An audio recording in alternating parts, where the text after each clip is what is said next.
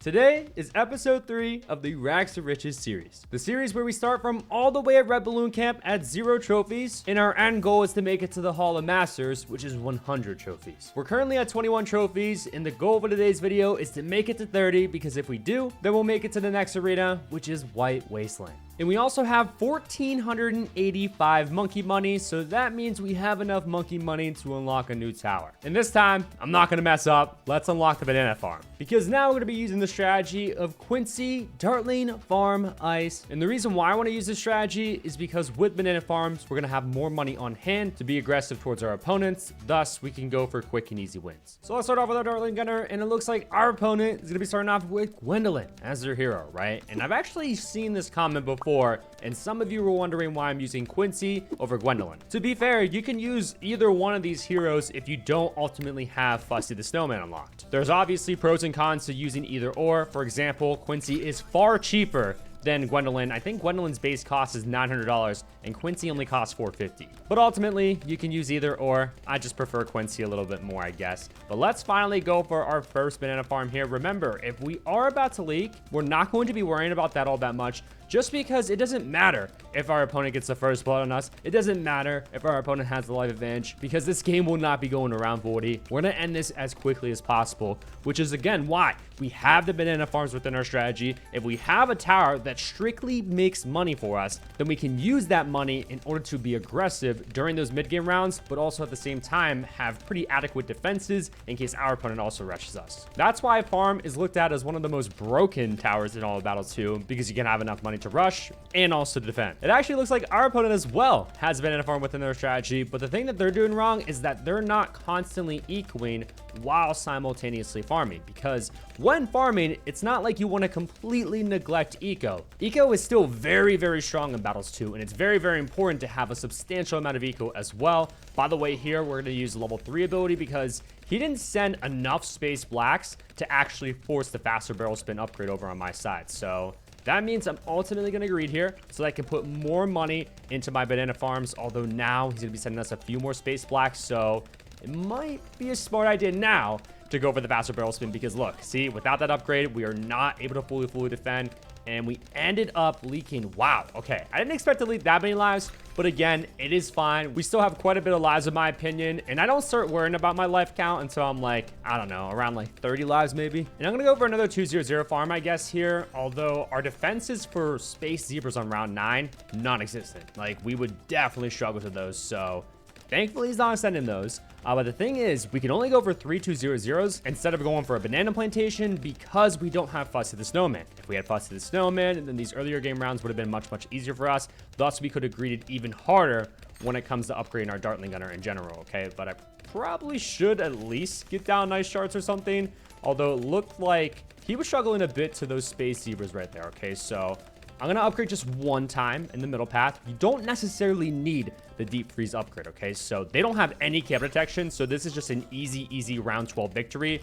Although I could have even rushed them on round 11 if I wanted to, but we'll take an easy round 12 victory as well. And that is, in fact, a GG. And it looks like this time around, our opponent's going to be starting off with the Ice as their first pop power towers. So starting off with the Ice is actually pretty good, because you don't need to upgrade it at all in order to defend against constant reds here on round 1. So he should be able to go for his hero, which, yep, he just did. See, bro, I'm reading this kid like a freaking book. Now, I did forget to clarify this, but I also got a little bit of extra monkey money from playing in the event theater, because you can get more monkey money from getting stars in there. And also, too, we opened 2 chests, and I didn't realize I actually had enough battle points to open 2 chests. So that gave us enough monkey money in order to ultimately unlock the banana farm. And I also kind of want to talk about this a bit, okay? So notice how we are sending grouped reds and also grouped blues. So just group balloons in general. Group balloons are technically better during the earlier game rounds, even when farming, because in the long run, we'll make more money. However, if we plan on ending these games as early as possible,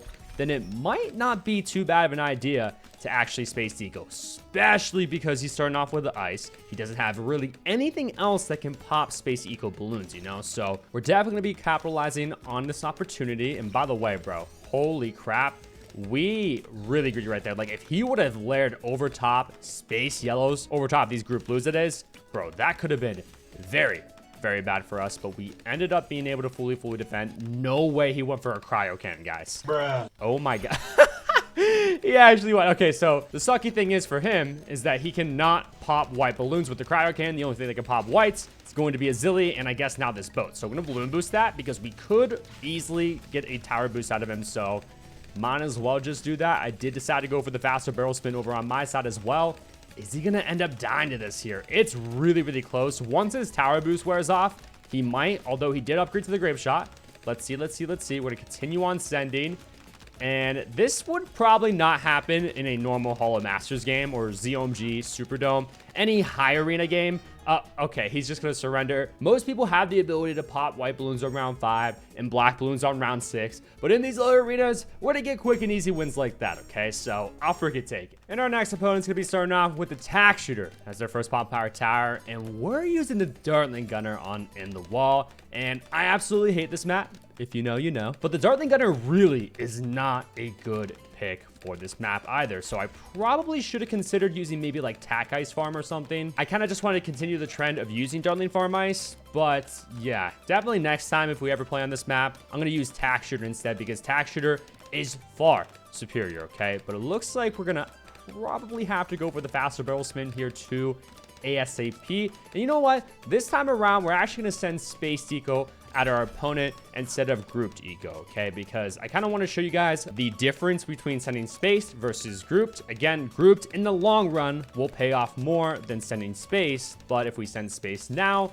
we should have more money technically on hand by the early mid-game rounds, if that makes sense. So like round 11, round 13, because we're spending less money on increasing our eco. Therefore, that money can be put into our farms, and therefore we'll have better farms. And they went for the taxpayer attack over on their side, so not too sure how that's going to work out for them. Are they even able to defend against space whites here?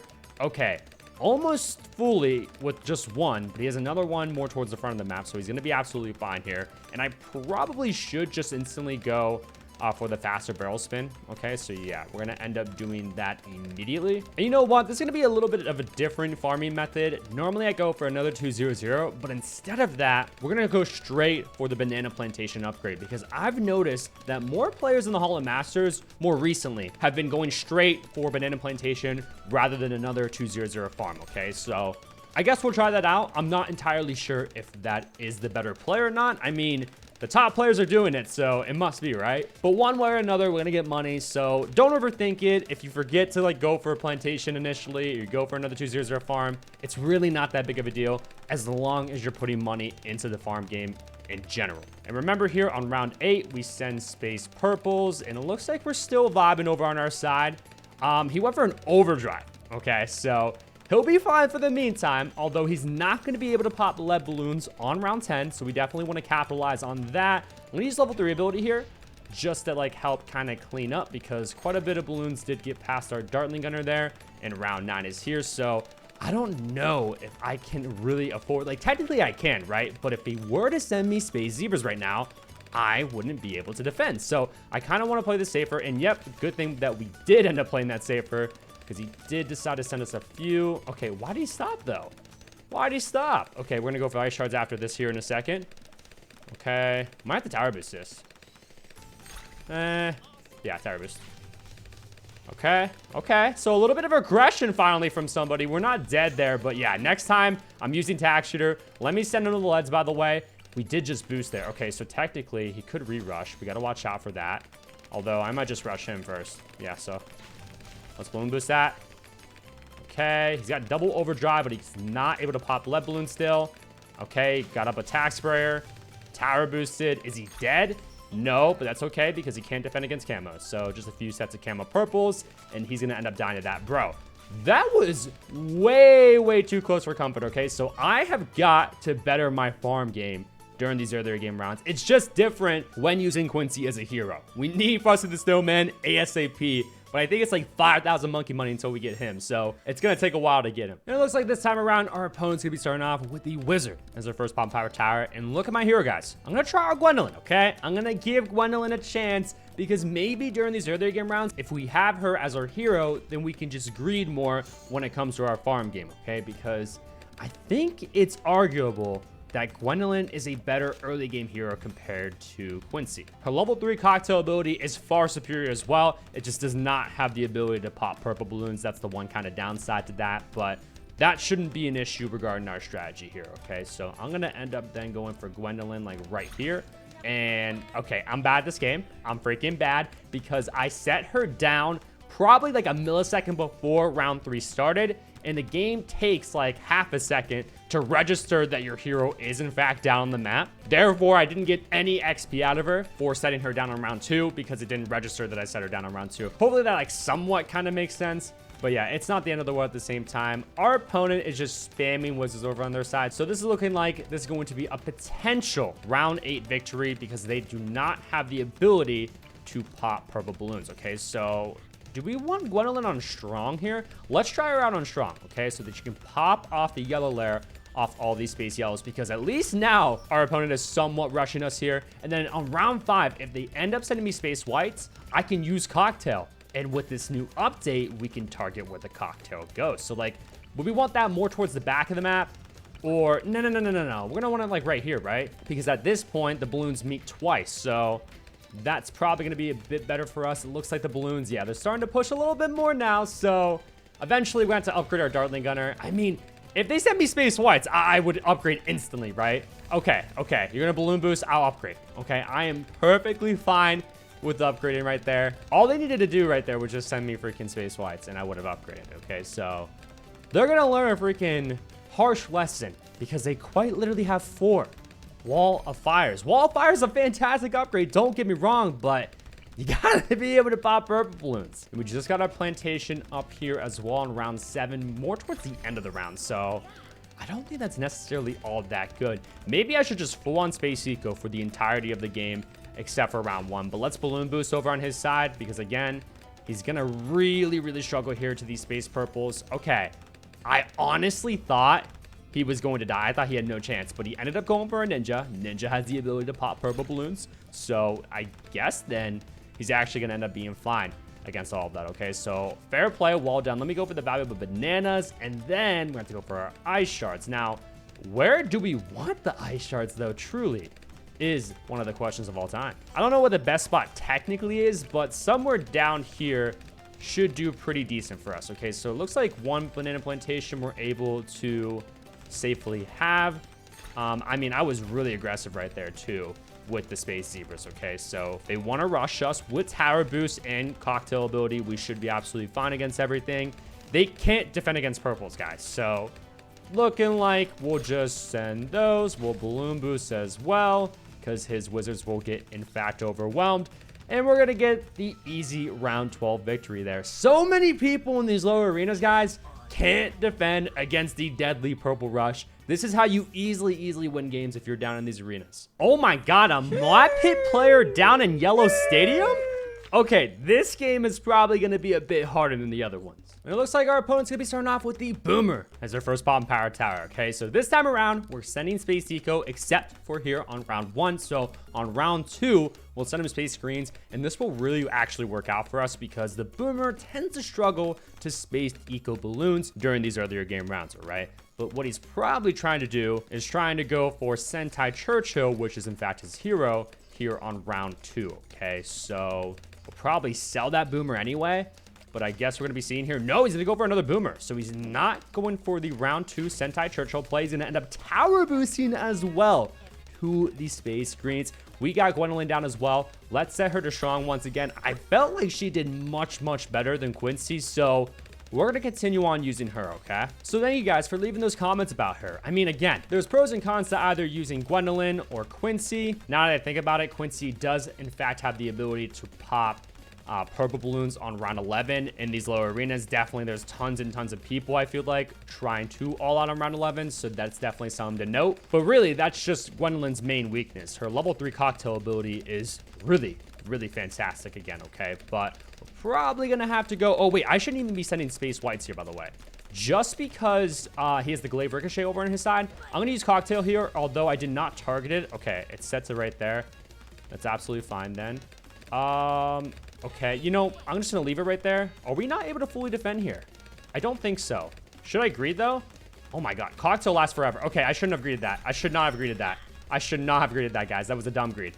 Very, very dumb greed, but we're going to switch over to Space Black Eco now. I'm going to go for the faster barrel spin. I wanted to go for my next farm, though, before the start of round 6. I haven't told you guys this, but this is a huge, huge tip. If you go for a farm before the start of a certain round, you'll gain an extra banana out of that farm, okay? So if you're ever going for a new farm, make sure that you place it down before the new round starts. And also, I completely forgot about the fact that I wanted to go for the banana plantation. I went for another 2-0-0. It's because I was under stress, okay? He was sending those freaking space whites, and I didn't even leave that many lives, to be honest with y'all, but Dino Graveyard, this map, it kind of scares me sometimes, so that's why we ended up going with the double 2-0-0.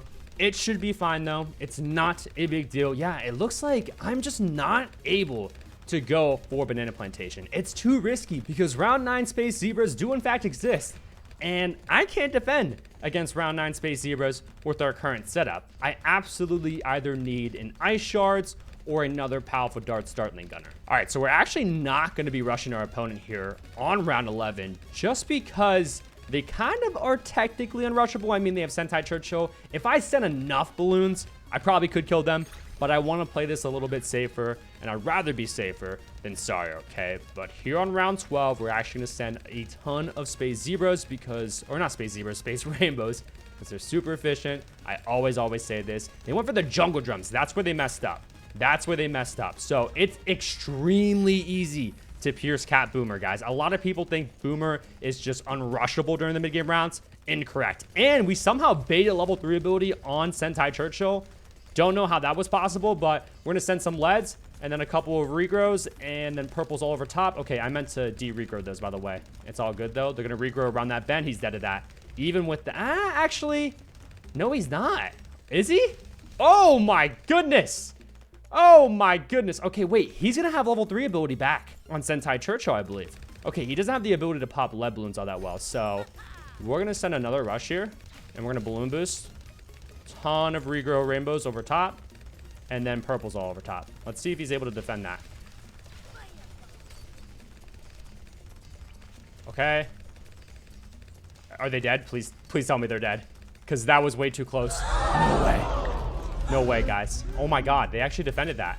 Okay, this person is actually not too bad, I guess. Okay, I mean, they are a Moab hit player once again. I went for another 0-0-0 ice right here in case we need to go for an icicles. I also have another dartling gunner in place as well. This is scary, man, because against round 17 Moabs, we're definitely going to struggle, but so is he. So is he, okay? So that is definitely something to know. Our eco game is much higher than his as well. I can't believe they had enough money to go for all those upgrades. Like, I'm actually in shock right now. So let's send a mob right here. We're actually going to send space mobs here. They might do the same thing at us, okay? And if they end up doing that, we need to spam 0-0-0 dartling gunners, okay?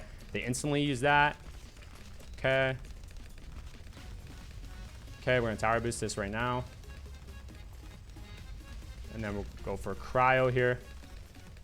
Should be able to handle everything underneath. Oh my, guys, that was definitely the most intense game that we have had thus far in the series, and that ultimately means that we have made it to the White Wasteland. Okay, so not gonna lie, like, that was a little bit of a struggle, ladies and gentlemen. Currently at 32 trophies. Next episode, we're gonna be making it to the next arena, which is Lead Dungeon. And if you guys haven't already, make sure to check out this video where I show you guys how to easily get your first 20 trophies in Bloons TD Battles 2. So it's the road from Red Balloon Camp at 0 trophies all the way to the road of Yellow Stadium to 20 trophies.